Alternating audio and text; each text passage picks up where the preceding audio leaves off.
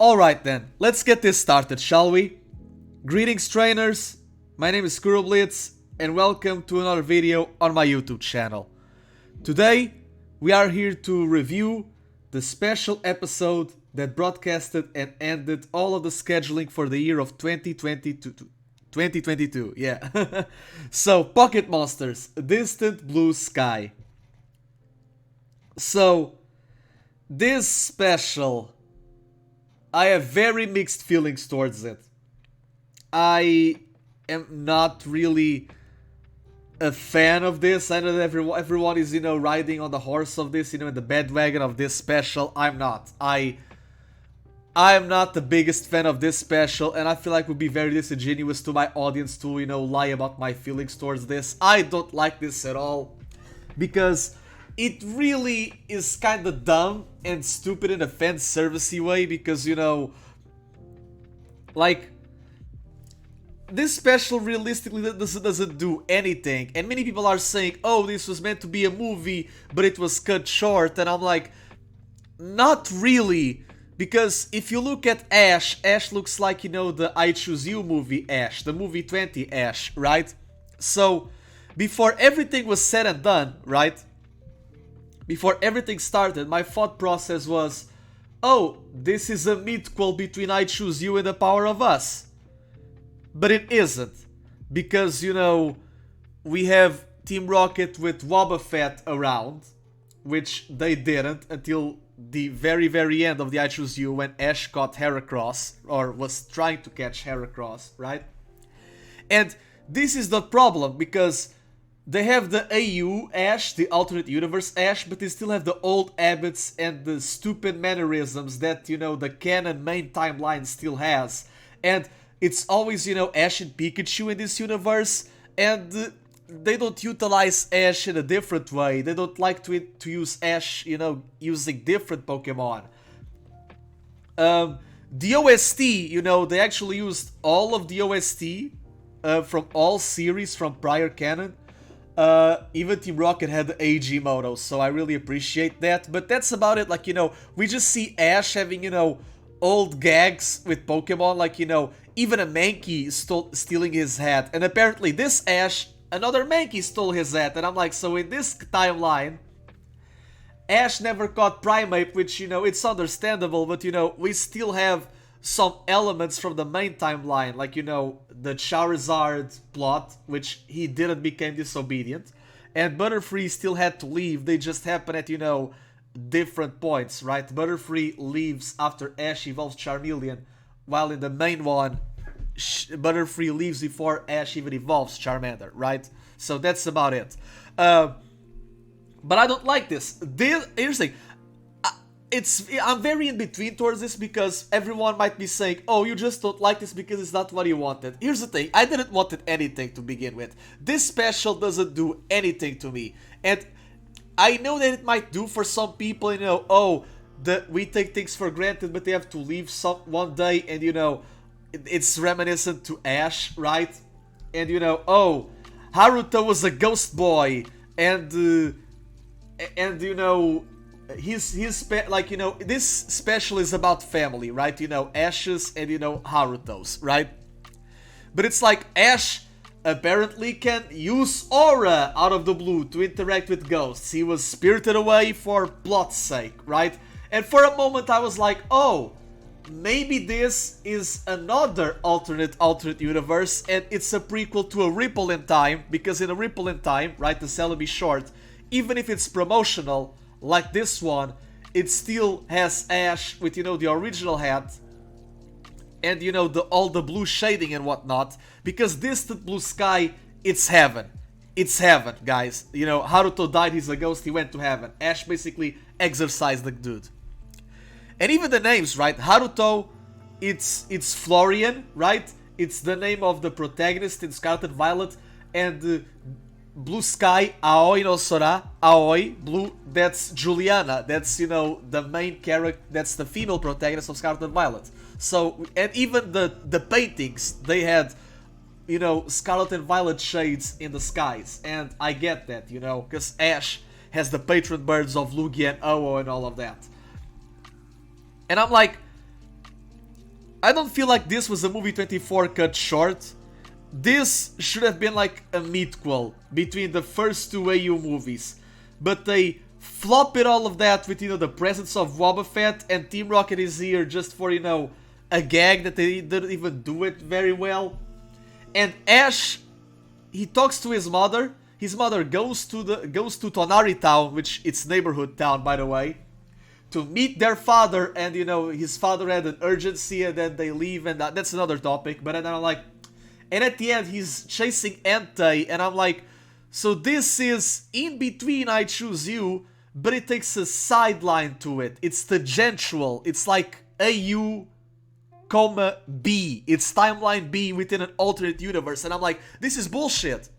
This is absolute bullshit. I will not sugarcoat it. I don't like that. This is stupid. Like, all of these, like, even Ash trying to get Gyarados, and I'm like, oh, that's cool. That's like how Red was trying to get Gyarados in the manga, and then, Misty caught it, and then he caught a Krabby, but then they had a switch, and I'm like, I would like if Ash actually caught Pokemon they never had in canon, but no, it's just gag after gag after gag after gag for nostalgia and for it to fuck around with your childhood, because they want to bank on your childhood, right? And I'm like, man, this is stupid.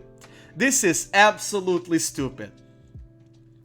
And then, we go with the whole thing of, oh, Ash's father wasn't even promoted in the trailer. Everyone was just seeing the silhouette, and then, oh, it's younger Delia, or it's Delia with a straw hat, and we're going to get Ash's father. Oh, Delia had an hair that looked like Bianca from Alto Maris, so Ash has relationship with, the Latias, and I'm like, no! Here's the thing, why do people want Ash's dad to be that much of a presence? He's a deadbeat.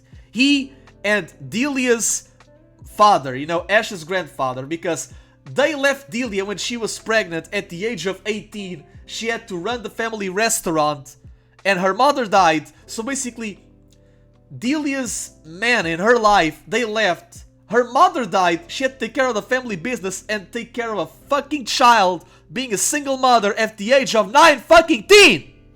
And no one appreciates her for it. Oh, Ash is dead, I'm sorry. Are you telling me that Ash is less of a person because he doesn't have a man around his life? Fuck you! Kukui taught him all of that. That's basically the whole thing with, after Ash lost in the Kalos League. Oh, defeating Kukui, it's defeating the father he will never have. And defeating Leon, it's defeating the man he will never be, because he's an eternal child. Being world champion at the age of 10, it's the ultimate cop-out. Because he peaked super early. This is why he should have, aged. Every series being 1 year, and then the epilogue, it's him turning 18, The boy becoming an adult. But man, why do people have the need that Ash needs his father present? He doesn't. Like, the whole hat thing, like, this is what Ash's dad gave the kid. A cap with a literal L. What a fucking bozo. This is absolutely abysmal. It's a detriment. I know what they are maybe trying to do. Hey, this is the cap of alternate universe Ash, and this is the cap of the mainline Ash, so we are, quote-unquote, passing the torch with, the AU Ash might be the now mainline one, because Ash is leaving the mainline anime, so your main Ash from now on, it's going to be the alternate universe one, and you have the cap from familiarity branding, and that is completely stupid. That's completely stupid if you do it in the middle of I Choose You. If it was after Coco, I would get it, but you deliberately used Ash's Kanto style and all of the... Nah, this is absolutely stupid. You're basically trying to give a metaphorical message by fucking up your own new canon. Come on, OLM, you can do better than this. This special has a lot of journeyisms to it, because they are debauchering everything that this new universe could have offered. And the worst part is, we don't know if Ash is going to be in the movies. Part of me wishes that he isn't, because if he goes and he's in the movies, he really is never gone, right? So every time a movie airs, it will dilute the value of his absence, quote unquote. And I'm like, man, this is stupid. Like, if anything, Ash's dad, like, oh, he will be there, and then Ash is, you know, you having his ordinary special day, as they call it in the preview, and then he's gone, and I'm like, so why even tease it? I absolutely hate the amount of, you know, cock teasing that they do with Ash's father. A son of a bitch that is not even needed or present, right? Why do, like, this is the problem with Pokemon, right? Look at Ash back in the day. He was delinquent in the 90s, and then, you know, with the 2000s, he had some edge to it, right? The problem with Ash nowadays is that, you know, it's the small bean culture, right? He's a goody two-shoes who cannot do anything wrong, and everything is handed to him, right? Even his dubious loophole champion titles. He doesn't need to work for anything, and is this the message you are trying to tell kids? You don't need to work for things in life, people just have to give them to you? That's stupid. If anything, our Ash gaining that hat on the cereal sweepstakes means that he had more effort on his own, because look at this hat, it's just his dad giving him that, and I'm like, you didn't earn this, Satoshi. I'm sorry, Hanako, but fill the divorce papers, for fuck's sakes. Like, this modern era Ash, in 2016, after he lost in Kalos, right? In 2016 with Pokemon Go, Pokemon went from franchise to branding. I will never retake that, because look what happened. We never got a Z, we got a stupid DLC, quote unquote, with Ultra Sun and Moon, because it should have been a fucking Switch! And then we get Let's Go, and then we get Sword and Shield, and all of that, and, you know, BDSP, and, you know, all of the glitches and all of the postponing, and I'm like, this is absolutely abysmal. I really hope that the new series that I'm going to review in the later future doesn't have any of the bad habits or, you know, old canon and mythos, because it will still be too restricted to Ash. I don't like it. Like, man, you address Aura but not the Rainbow Wing. What do you want to tackle, Pokemon? Even with, like, oh, maybe this is a special just to it's a farewell before the farewell, right? It's basically an epilogue between the two endings, and I'm like, you don't even do that right. You don't even do that right, Pokemon. Like, man, this is, I cannot even know how to even continue this. Like, I'm just so mad, because they don't know what the fuck they want to do, and like, they just want to have their cake and eat it too. They want to have specials, but they forget their canon. Pokemon nowadays, sadly, they just want to make moments, not a narrative. They want to make scenes, not stories.